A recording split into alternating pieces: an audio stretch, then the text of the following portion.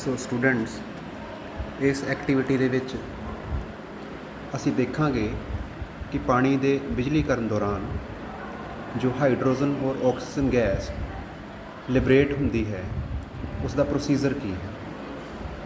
ਸੋ ਇਹਦੇ ਸੈਟਅਪ ਲਈ ਸਾਡੇ ਕੋਲ ਇੱਕ ਬੀਕਰ ਹੈ। ਬੀਕਰ ਦੇ ਵਿੱਚ ਅਸੀਂ 2 ਕਾਰਬਨ ਰੋਡਸ ਲਗਾਈਆਂ ਹੋਈਆਂ ਹਨ ਜੋ ਕਿ ਨੋਰਮਲ ਡਰਾਈ ਸੈਲ ਸਾਡੇ ਹੁੰਦੇ ਹਨ, ਉਹਦੇ 'ਚੋਂ ਆਪਾਂ ਲੈ ਲਈ ਦੀਆਂ ਔਰ ਉਹਨਾਂ ਦੇ ਜਿਹੜੇ ਕੈਪ ਐਂਡ ਹਨ, ਉਹ ਐਂਡ ਜਿਸ 'ਤੇ ਕੈਪ ਹੁੰਦੀ ਹੈ, ਮੈਟਲ ਕੈਪ ਹੈ, ਉਹਨਾਂ ਨੂੰ ਅਸੀਂ ਬੈਟਰੀ ਦੇ 2 ਟਰਮੀਨਲ ਦੇ ਨਾਲ ਅਟੈਚ ਕਰ ਦਈਦਾ ਹੈ। ਸਾਡੇ ਕੋਲ ਬੈਟਰੀ ਐਲੀਮੀਨੇਟਰ ਹੈ। ਸੋ ਜਿਹੜਾ ਇਹ ਐਂਡ ਹੈ ਜਿਸ 'ਤੇ ਆਹ ਟੈਸਟ ਟਿਊਬ ਸਾਡੀ ਪਈ ਹੋਈ ਹੈ, ਇਹਨੂੰ ਅਸੀਂ ਬੈਟਰੀ ਦੇ ਨੈਗੇਟਿਵ ਟਰਮੀਨਲ ਨਾਲ ਅਟੈਚ ਕੀਤਾ ਹੋਇਆ ਔਰ ਇਸ ਇਲੈਕਟ੍ਰੋਡ ਨੂੰ ਤੇ ਜਿਸ 'ਤੇ ਆਹ ਟੈਸਟ ਟਿਊਬ ਰੱਖੀ ਹੋਈ ਹੈ, ਇਸ ਨੂੰ ਅਸੀਂ ਬੈਟਰੀ ਦੇ ਪੋਜ਼ੀਟਿਵ ਟਰਮੀਨਲ ਨਾਲ ਅਟੈਚ ਕੀਤਾ ਹੋਇਆ ਔਰ ਇਸ ਬੀਕਰ ਦੇ ਵਿੱਚ ਪਾਣੀ ਪਾਇਆ ਹੋਇਆ ਔਰ 2-3 ਡ੍ਰੌਪਸ ਅਸੀਂ ਇਹਦੇ ਵਿੱਚ ਸਲਫਿਊਰਿਕ ਐਸਿਡ ਦੀਆਂ ਪਾ ਲਈ ਦੀਆਂ ਹੁੰਦੀਆਂ ਤਾਂ ਜੋ ਇਹਦੀ ਕੰਡਕਟਿਵਿਟੀ ਹੈ ਜੋ ਪਾਣੀ ਦੀ ਇਨਕਰੀਜ਼ ਹੋ ਜਾਏ। ਉਸ ਤੋਂ ਬਾਅਦ 2 ਟੈਸਟ ਟਿਊਬਸ ਪਾਣੀ ਨਾਲ ਫਿਲ ਕਰਕੇ ਅਸੀਂ ਇਨਵਰਟਡ ਫੋਮ ਦੇ ਵਿੱਚ ਇਹ ਜਿਹੜੀਆਂ ਦੋਨੋਂ ਇਲੈਕਟ੍ਰੋਡਸ ਹਨ ਇਸ ਉੱਤੇ ਰੱਖ ਦਿੱਤੀਆਂ ਹਨ। ਇਹਨਾਂ ਟੈਸਟ ਟਿਊਬ ਦੇ ਵਿੱਚ ਹੀ ਜਿਹੜੀ ਰਿਸਪੈਕਟਡ ਗੈਸ ਹੈ ਉਹ ਇਕੱਠੀ ਹੋਏਗੀ। ਸੋ ਜਿਵੇਂ ਹੀ ਅਸੀਂ battery eliminator the switch on ਕਰਦੇ ਹਾਂ, ਬੈਟਰੀ ਅਸੀਂ 6 ਵੋਲਟ 'ਤੇ ਐਕਸਪੈਰੀਮੈਂਟ ਕਰਦੇ ਹਾਂ। ਇਹ ਜਿਵੇਂ ਹੀ ਅਸੀਂ battery eliminator the switch on ਕਰਦੇ ਹਾਂ ਔਰ ਇਲੈਕਟ੍ਰੋਲਿਸਿਸ ਪਾਣੀ ਦਾ ਹੋਣਾ ਸਟਾਰਟ ਹੋ ਜਾਂਦਾ। ਇੱਕ ਇਲੈਕਟ੍ਰੋਡ 'ਤੇ ਆਕਸੀਜਨ ਗੈਸ ਔਰ ਇੱਕ ਇਲੈਕਟ੍ਰੋਡ 'ਤੇ ਜਿਹੜੀ ਹਾਈਡਰੋਜਨ ਗੈਸ ਹੈ ਉਹ ਇਕੱਠੀ ਹੋਣੀ ਸ਼ੁਰੂ ਹੋ ਜਾਏਗੀ। ਪਾਣੀ ਦੇ ਇਲੈਕਟ੍ਰੋਲਿਸਿਸ ਦੇ ਦੌਰਾਨ ਹਾਈਡਰੋਜਨ ਔਰ ਆਕਸੀਜਨ ਗੈਸ ਜਿਹੜੀਆਂ ਹਨ ਉਹ ਲਿਬਰੇਟ ਹੁੰਦੀਆਂ ਹਨ। ਹੁਣ ਕੁਐਸਚਨ ਹੈ ਕਿ ਕਿਸ ਇਲੈਕਟ੍ਰੋਡ 'ਤੇ ਸਾਡੇ ਕੋਲ ਹਾਈਡਰੋਜਨ ਗੈਸ ਆਏਗੀ ਔਰ ਕਿਸ ਇਲੈਕਟ੍ਰੋਡ 'ਤੇ ਆਕਸੀਜਨ ਗੈਸ ਆਏਗੀ। ਸੋ ਸਟੂਡੈਂਟਸ, ਇੱਥੇ ਤੁਸੀਂ ਯਾਦ ਰੱਖਣਾ ਹੈ ਉਹ ਇਲੈਕਟ੍ਰੋਡ ਜਿਹੜੀ ਬੈਟਰੀ ਦੇ ਪੋਜ਼ੀਟਿਵ ਟਰਮੀਨਲ ਨਾਲ ਅਟੈਚ ਹੁੰਦੀ ਹੈ। ਸੋ ਸਾਡੇ ਸੈਟਅਪ ਦੇ ਵਿੱਚ ਆਹ ਇਲੈਕਟ੍ਰੋਡ ਹੈ, ਉਸ ਨੂੰ ਐਨੋਡ ਕਿਹਾ ਜਾਂਦਾ ਹੈ ਔਰ ਉਹ ਇਲੈਕਟ੍ਰੋਡ ਜੋ ਬੈਟਰੀ ਦੇ ਨੈਗੇਟਿਵ ਟਰਮੀਨਲ ਨਾਲ ਅਟੈਚ ਹੁੰਦੀ ਹੈ ਉਸ ਨੂੰ ਅਸੀਂ ਕੈਥੋਡ ਕਹਿੰਦੇ ਹਾਂ। ਸੋ ਇੱਥੇ ਤੁਸੀਂ ਇਸ ਐਕਟੀਵਿਟੀ ਦੇ ਵਿੱਚ ਯਾਦ ਰੱਖਣਾ ਕਿ ਜਿਹੜੀ ਹਾਈਡਰੋਜਨ ਗੈਸ ਹੈ ਉਹ ਸਾਡੇ ਕੋਲ ਕੈਥੋਡ ਦੇ ਉੱਤੇ ਕਲੈਕਟ ਹੋਣੀ ਸਟਾਰਟ ਹੋ ਜਾਏਗੀ।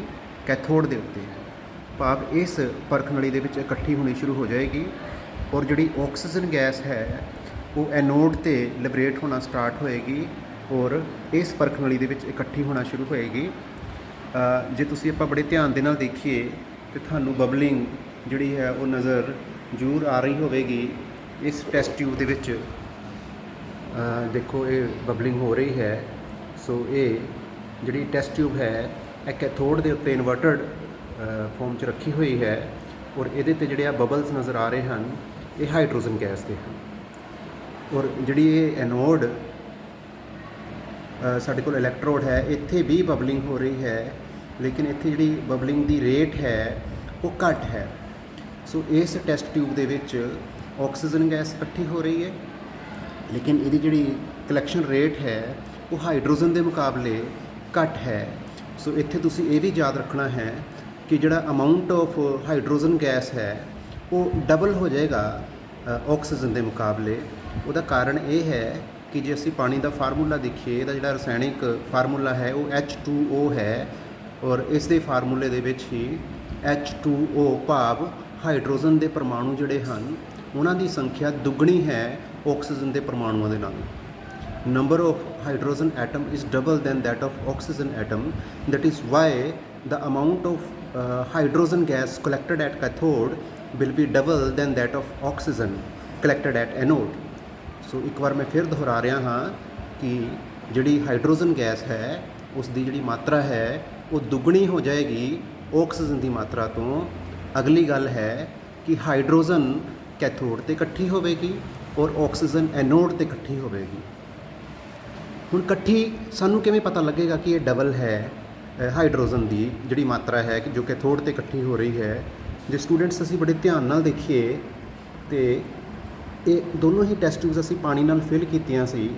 ਜਿਵੇਂ ਜਿਵੇਂ ਗੈਸ ਇਕੱਠੀ ਹੋ ਰਹੀ ਹੈ ਉਵੇਂ ਉਵੇਂ ਤੁਸੀਂ ਦੇਖੋ ਪਾਣੀ ਦਾ ਲੈਵਲ ਡਾਊਨ ਜਾ ਰਿਹਾ ਹੈ ਟੈਸਟ ਟਿਊਬ ਦੇ ਵਿੱਚ ਸੋ ਇਹ ਜਿੰਨਾ ਉੱਪਰੋਂ ਸਾਡੇ ਕੋਲ ਖਾਲੀ ਹੋ ਰਹੀ ਹੈ ਟੈਸਟ ਟਿਊਬ, ਇੱਥੇ ਗੈਸ ਹੀ ਇਕੱਠੀ ਹੋ ਰਹੀ ਹੈ। ਜੇ ਇਸ ਟੈਸਟ ਟਿਊਬ ਦੇ ਵਿੱਚ ਅਸੀਂ ਦੇਖੀਏ ਤਾਂ ਜਿਹੜੀ ਖਾਲੀ ਹੋਈ ਟੈਸਟ ਟਿਊਬ ਹੈ ਉਹਦੀ ਜਿਹੜੀ ਮੇਜ਼ਰਮੈਂਟ ਹੈ ਉਹ ਦੂਸਰੀ ਟੈਸਟ ਟਿਊਬ ਦੇ ਮੁਕਾਬਲੇ ਆਲਮੋਸਟ ਡਬਲ ਹੈ।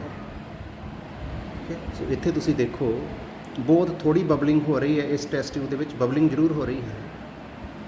ਇੱਥੇ ਆਕਸੀਜਨ ਗੈਸ ਇਕੱਠੀ ਹੋ ਰਹੀ ਹੈ, ਇਹ ਐਨੋਡ ਹੈ, ਔਰ ਦੂਸਰੀ ਇਹ ਵਾਲੀ ਟੈਸਟ ਟਿਊਬ ਇਹ ਕੈਥੋਡ ਹੈ। ਇੱਥੇ ਹਾਈਡਰੋਜਨ ਗੈਸ ਇਕੱਠੀ ਹੋ ਰਹੀ ਹੈ। ਇੱਥੇ ਜੋ ਉੱਪਰ ਜਗ੍ਹਾ ਖਾਲੀ ਹੋ ਰਹੀ ਹੈ, ਜੋ ਪਾਣੀ ਦਾ ਪੱਧਰ ਥੱਲੇ ਨੂੰ ਆ ਰਿਹਾ ਹੈ, ਇਹ ਹਾਈਡਰੋਜਨ ਗੈਸ ਕਰਕੇ ਹੈ, ਕਿਉਂਕਿ ਉੱਪਰ ਐਂਪਟੀ ਸਪੇਸ ਦੇ ਵਿੱਚ ਹਾਈਡਰੋਜਨ ਗੈਸ ਇਕੱਠੀ ਹੋ ਰਹੀ ਹੈ।